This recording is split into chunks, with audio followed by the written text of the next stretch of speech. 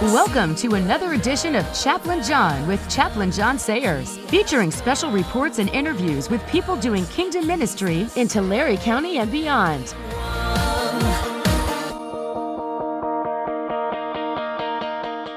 And now, here's Chaplain John.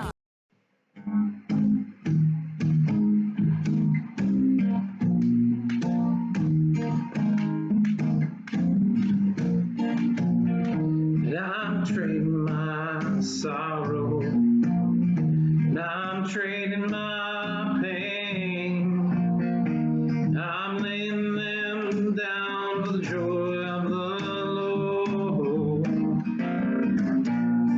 Take it. Oh, I'm trading my sickness, I'm trading my pain, I'm laying them down for the joy of the Lord. We're gonna sing, son. Then we're gonna sing, yes, Lord, yes, Lord, yes, yes, Lord. We're singing, yes, Lord, yes, Lord, yes, yes, Lord. Yes, Lord, yes, Lord, yes, yes, Lord, amen. Got a bridge for us, son? Yeah. I am pressed but not crushed, persecuted, not abandoned, struck down but not destroyed. I am blessed beyond the curse, for His promise will occur. His joy is gonna be my strength. Though the sorrow may last for the night, joy comes in the morning. I'm trading my sorrow, I'm trading my shame, I'm laying them down for the joy of the Lord. Saying yes, Lord, yes, Lord, yes, yes, Lord. Singing yes, Lord, yes, Lord, yes, yes, Lord. Yes, Lord, yes, Lord, yes, yes, Lord, amen. Sing it, yes. Oh, my part. Yes, yes. We'll do yes, Lord. Yes, Lord. Yes, Lord, yes, yes, Lord. Yes, Lord, yes, Lord, yes, yes, Lord, amen. Amen. Amen. Well, all right. There we go. That'll work. That'll work. Hey, I'm in Washington this week, and we're visiting my daughter Erica, who lives in Pasco, which is where we're doing this right now. And you live in Walla Walla with Kristen and your family. Hey, tell me something about your family real quick, son, and we're having a great time with them. Well, I have two amazing boys, and we're foster parents, so you never know who we'll have in our Right, house. it's fantastic. And what a joy. And Corbin and Xander. Corbin is... he's 11 and Xander's 4. Yeah, oh, okay. And we just learned how to swim with Xander, so that's, well, we're not really there yet. We're trying. But he was getting better and better in the pool. We were in the pool today, and I want to tell you, Xander he was grabbing on my neck, and he was kicking, and it was like, I'm a grandpa. Yeah, I felt like a grandpa, and seeing Corbin and the foster little baby you have right now, that's such a joy. And so anyway, I thought, the family's over there. We're in a kind of a play area, and we're back here. And I just wanted to do a song. We worked a retreat once. Yeah, we worked a few. Yeah, we have. Yeah. And in fact, one time we were both the speakers at the retreat, which was we did that. And then we did do that. Another time I was a speaker and you were the song leader, and we did that. And guy, it's great to be here right now. Andrew, the other thing, now when I was in, did you know I was a pastor for 30 years? I kind of knew that. I kind of knew you were a pastor, and you kind of were a jail chaplain and a hospital chaplain. I was all of that. You've kind of seen the best and the worst and the fun of people. Yeah, so, I have. You got every side of the coin, and they still love you. So I know, it's amazing, isn't that? Yeah, and but Andrew, you too are a chaplain. Yeah. You are. Mm-hmm. You don't get paid, but you are a chaplain. Where do you do your chaplain work? So I'm really blessed. I get to go to the Juvenile Justice Center in Walla Walla, and I've been there for, 14 years. over 13 years 13 maybe. years, oh my gosh, yeah. Yeah. So, and been volunteering, and, this last year we've been doing a lot of Zoom calls in Juvie, and before we could do Zoom, I was doing recorded, but I'm back in person in Juvie, and so that's really a blessing, is to be able to be in the same room with kids again. There's a lot of restrictions, we gotta wear masks, but that doesn't matter, as long as we can share the love of God and to be able to just have some hope. Kids' mental health, as you guys know, we're watching this video, are pretty much in the crapper and are not doing well. And so anytime we can actually see people in person, it changes our perception of who we are. And, Wow. and you can't always give the hug, but just seeing someone physically gives a hug sometimes. So, You and Kristen, you really have given, your ministry has been in the down and outer youth, I guess, in the whole, not only in Juvie, but just in the community. That's where you, we go where we find there's needs, and that's like the hardest thing to do is like, are you going to go where you're comfortable or where God calls you? And so I think the biggest thing you got to realize is your house for God, or is that your place? Wow. And that's something my wife had to make me think about. Is my car mine, or is it God's?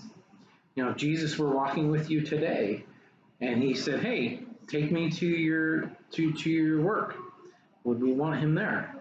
And would we be comfortable with him in our house? Would we be comfortable with what he's online on our computer, on our phone? And that's something that's the challenge that we deal with, is we're really going to have a ministry. We have to be open fully. for all of us. Yeah. And so that's something I've learned the last couple of years. My wife's like super good at that. What an awesome ministry. Yeah. Now, as you could tell, he plays the guitar. Sometimes. And now, Gail, your mom taught you to play guitar. She did. You were we called it dinking around for a long time, and then you went to camp, Ross Point Camp, for the summer. Yeah, there's a story behind that. So, I learned guitar from mom, but kind of rebelled because that's what teenagers do. And then I saw like the worship leaders doing it, and I was like, cool. And then I realized all the chicks like the worship leader. And so I thought, hey, I gotta learn this guitar because maybe I can pick up chicks. I didn't pick up chicks, but I picked up the guitar. And so because you were at the camp, I went up the last week. I was a speaker at the camp, and I'm going to bring you home. And you had a job, boring job. Canoe lifeguard. You were out there for. No one was doing canoes that year, and so all I had was a guitar, and I just learned. I got my fingers in the right positions, and at the end of the summer, I went out to see you. I was up there. You go, Dad, what? And all of a sudden, I go, oh my Lord, you aren't a dinker anymore. You came back home. Your mom did a little bit, but she goes, I can't teach him anymore. And then we got you a professional dude that. And then you just took off. Andrew? Wish I would have learned more from that dude. Well, if you're watching this, I'm sorry. I should have learned more from you then. You were helpful. But Andrew, I asked if you could just, and I'm not going to sing this time, I asked if you could do a song for us to kind of wrap up this chat. And I would, there's lots of songs I could pick from, and unfortunately I'm not going to do one of mine today because I don't want to screw it up. So I'm going to do a song that I can screw up with someone else's. As a wise man once said, I don't mind stepping on other people's toes because they're not mine. So this song is called Meet With Me, and it's close to my heart. It's from the 90s, back in the day. But it has some great songs about, God wants to come meet with us, so we need to allow him to meet with us. The song's called Meet With Me.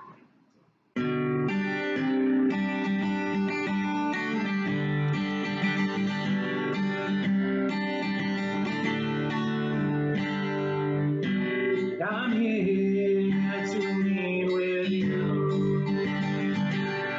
Come and meet with me. I'm here to find you. Reveal your